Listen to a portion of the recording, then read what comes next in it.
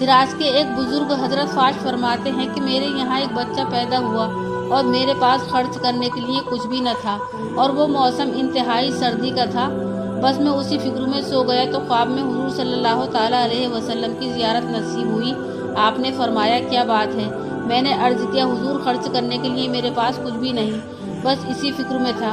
हुजूर ने फरमाया दिन चढ़े तो फला मजूसी के घर जाना और उससे कहना कि हुजूर सल्लल्लाहु ताला अलैहि वसल्लम ने मुझसे कहा है कि 20 दीनार मुझे दे दे। हजरत फाश सुबह उठे तो हैरान हुए कि एक मजूसी के घर कैसे जाऊं और रसूलुल्लाह का हुक्म वहां कैसे सुनाऊं। फिर ये भी बात दुरुस्त है कि ख्वाब में जब हुजूर नजर आए तो वो हुजूर ही होते हैं। इसी शशवा पंज में वो दिन भी गुजर गया और दूसरी रात फिर हुजूर की जियारत हुई और हुजूर ने फरमाया तुम इस ख्याल को छोड़ो और इस मजूसी के पास जाकर मेरा पैगाम दो।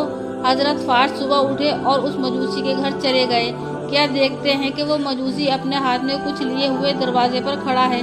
जब उसके पास पहुंचे तो क्योंकि वो उनको जानता न था और ये पहली मर्तबा उसके पास गए थे इसलिए शर्मा गए और वो मजूसी खुद ही बोल पड़ा, बड़े मियाँ क्या कुछ हाजत है।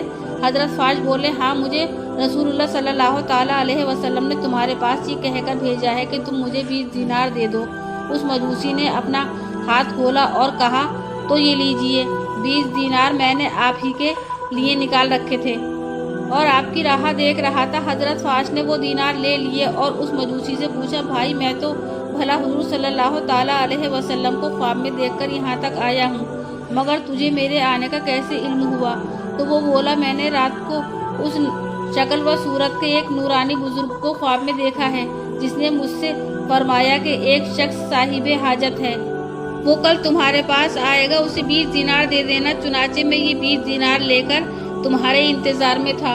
हजरत फाश ने जब उसकी ज़बानी रात को मिलने वाले नूरानी बुजुर्ग का हुलिया सुना तो वो हुजूर सल्लल्लाहु ताला अलैहि वसल्लम का ही था।